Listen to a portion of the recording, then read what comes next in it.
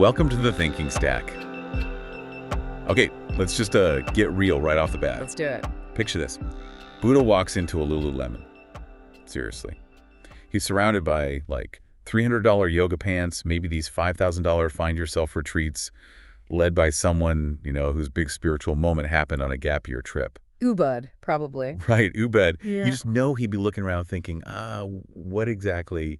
what happened here? It's such a wild shift, isn't it? I mean, you take this profound ancient stuff, wisdom meant to really change you deep down. Yeah. And it goes through this like Western processing plan of Yeah. what comes out, this lifestyle product. Commodified. Totally commodified. And we're talking way more than just, the physical postures. It's the core ideas getting twisted into something you can buy or like online or even slap a trademark on. Which is crazy. It is. And the real kicker, the sort of gut punch, is trying to figure out who's actually making the money from this spiritual gold rush. Exactly.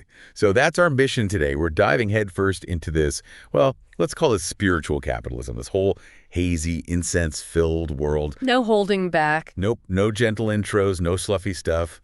We're doing a raw, 7-layer teardown of how we got from, say, the Upanishads to yoga apps on our phones. Okay. Peeling back the layers. I like it. One uncomfortable truth at a time. Yeah. So layer 1, cognitive cleanse. Right. This is the absolute foundation. We have to ask ourselves, honestly, no BS, what's actually true here? Okay. Not what we wish was true, not what we assume is true based on, vibes, and definitely not what some influencers trying to sell us between ads. Okay, lay it on me. I'm ready. What's the unvarnished truth? Well, here it is. A huge amount of what gets peddled as mindfulness or yoga or Eastern wisdom in the West, it isn't some timeless, pure tradition passed down perfectly. Often it's basically stress relief. Good stress relief, maybe, but dressed up in, exotic aesthetics and marketed with really carefully chosen images. So image over substance sometimes. Often. And the sheer size of this market tells a story. The global wellness industry.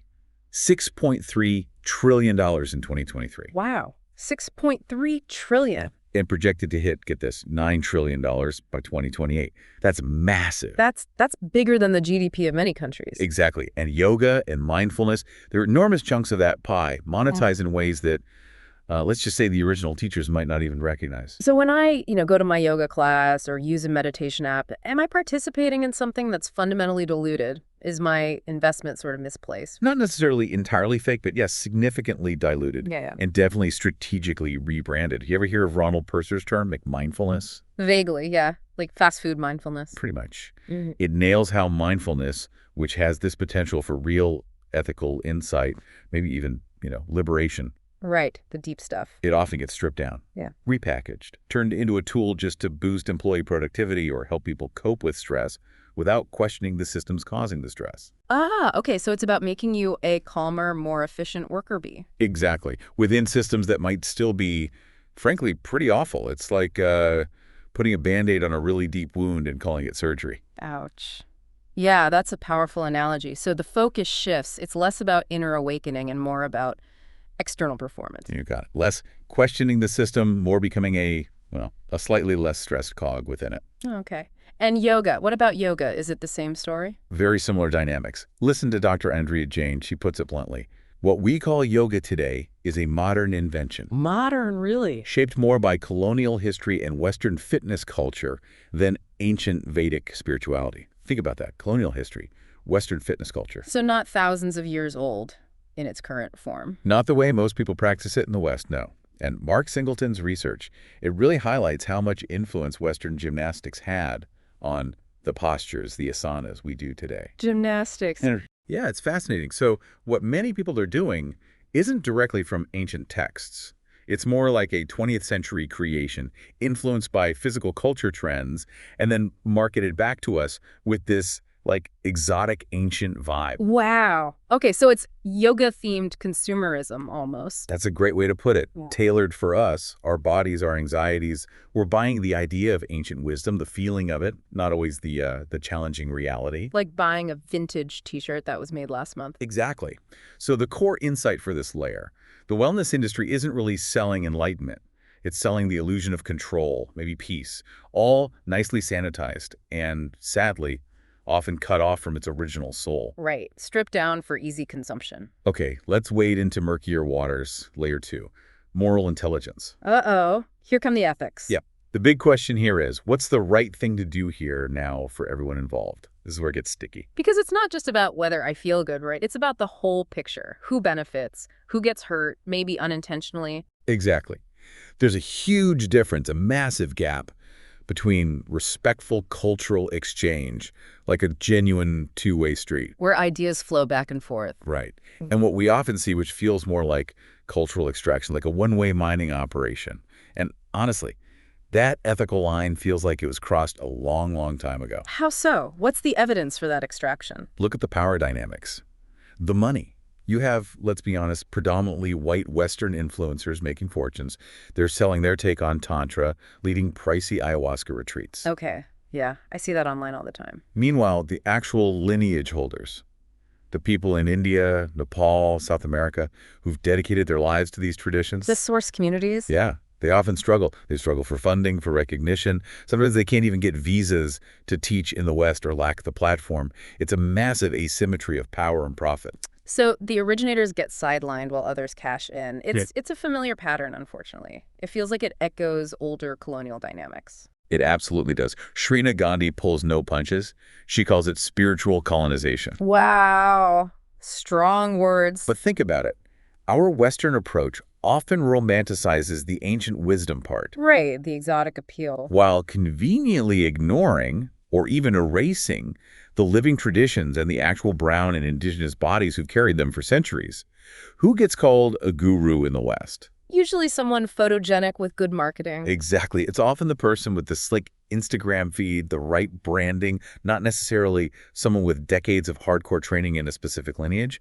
The optics are uncomfortable, to say the least. It's like admiring the fruit but ignoring the tree, the soil, the farmer. Perfect analogy. And this commodification, trying to brand something that's inherently sacred or non-commercial, it leads to some truly, well, cringeworthy moments. Like what? Give me an example. Remember that company, I think it was around 2022, that actually trademarked Namaste? Oh, God. Namaste, like namaste plus slay. Yep, exactly that. Plastered on yoga mats, T-shirts, whatever. Just a complete, almost aggressive bastardization. That's pretty bad. And the real kicker, $0, not 1 cent, from selling that stuff goes back to support actual Indian yoga institutions or, preserve the tradition itself. That's not just insensitive. That feels actively harmful. It strips the meaning, disconnects it entirely. Precisely. It forces us into these tough moral questions. Who's really paying the price for your healing journey? Who is actually profiting from your moment of peace?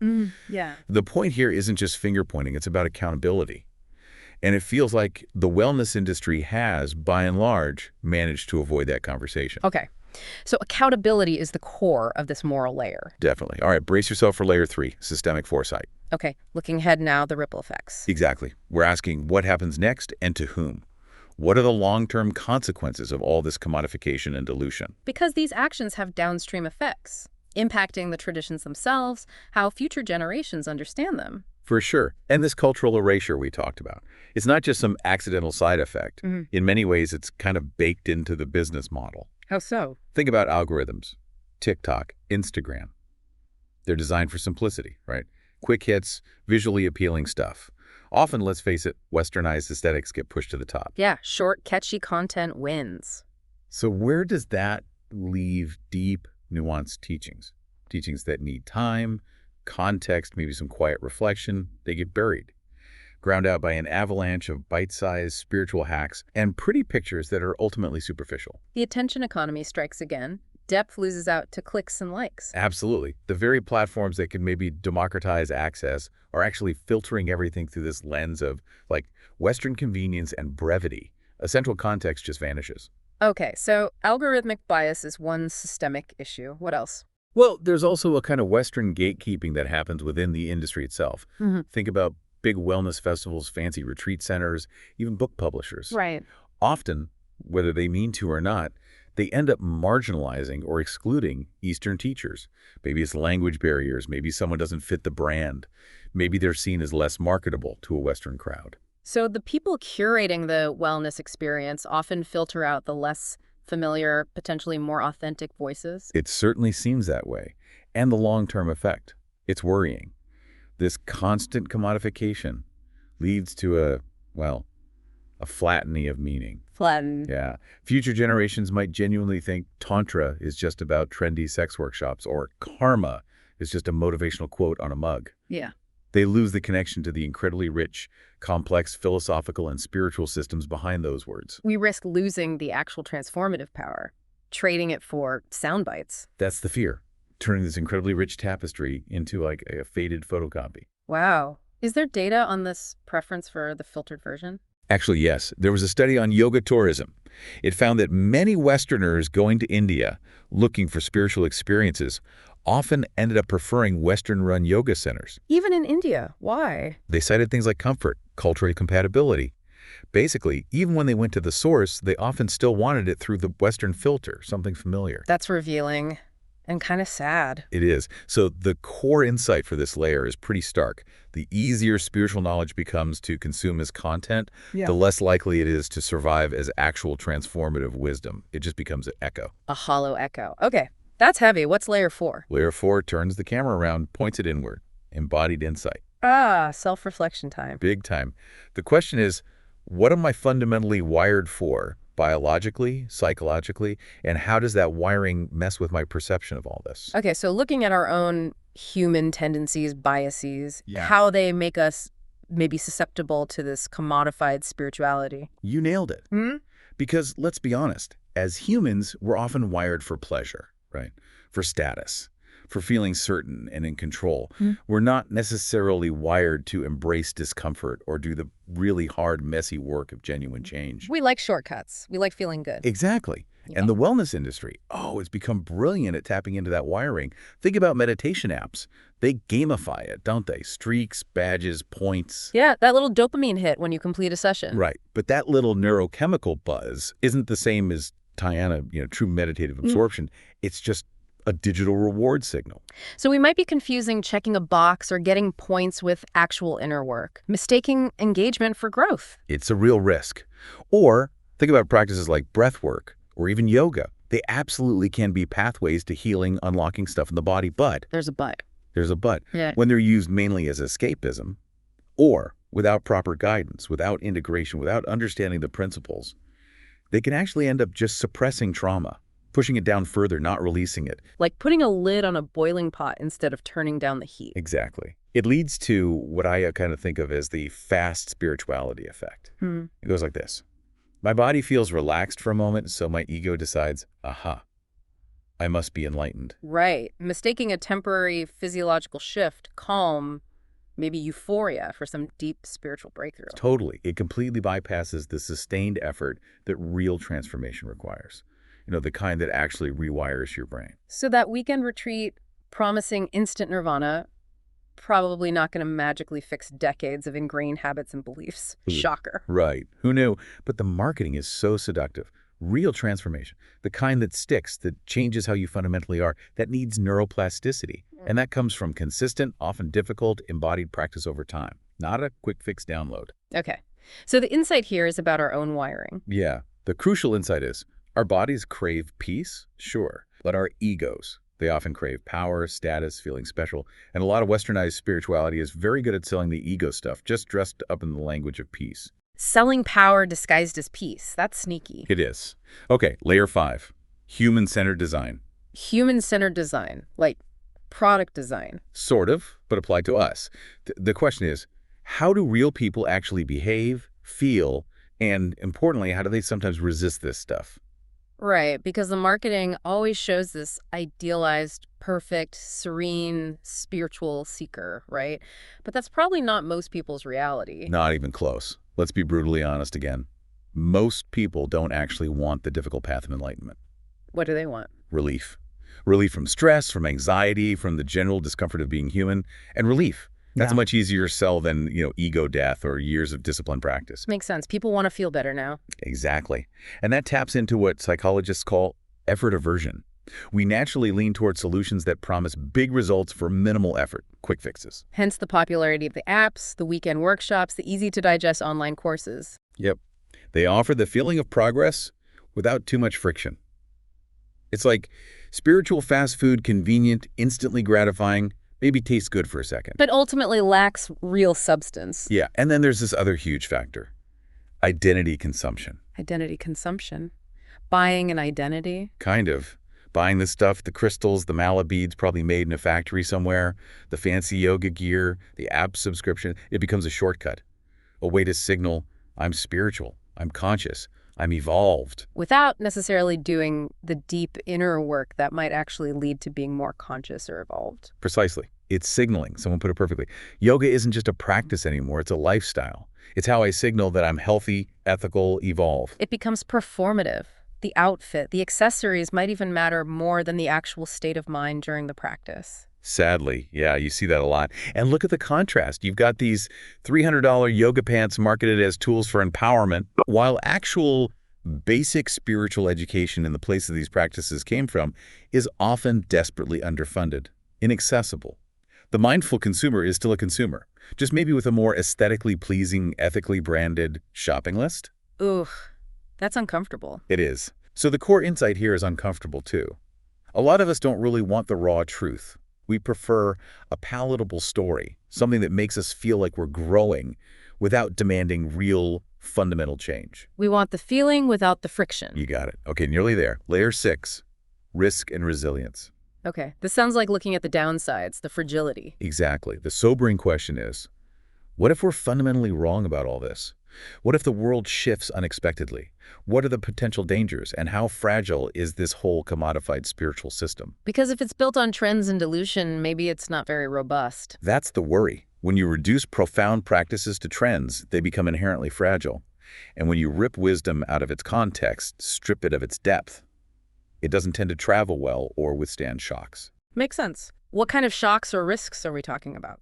Well, think about a few plausible and honestly kind of disturbing scenarios. 1, algorithmic dominance just gets worse.